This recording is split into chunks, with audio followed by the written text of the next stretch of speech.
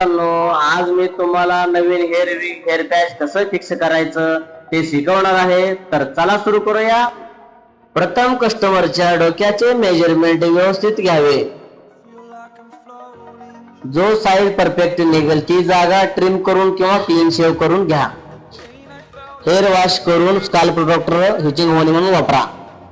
मी आधीच टेपिंग करून घेतलेलं आहे. तुम्ही टेपिंग करून त्या टेपिंग वरती ग्लू लावून घ्या. व्यवस्थित मेजरमेंट नुसार हेअर पॅच फिक्सिंग करून घ्या. कस्टमरच्या अकॉर्डिंग त्यांना आवडेल तसे थिनिंग व कटिंग करून हेअरस्टाईल सेट करून द्या.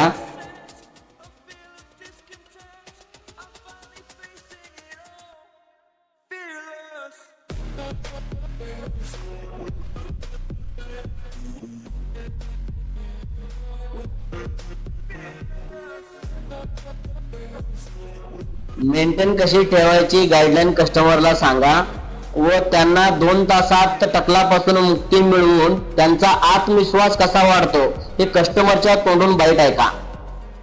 नमस्कार मित्रांनो, मी नरेंद्र सरवदे. मी राहणार बाबुळगाव. माझे पूर्णपणे केस गळती झाली होती.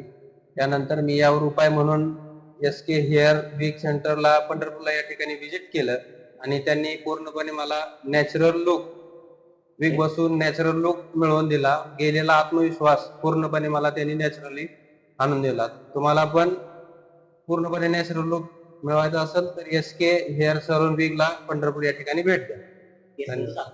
केस म्हणजेच आत्मविश्वास.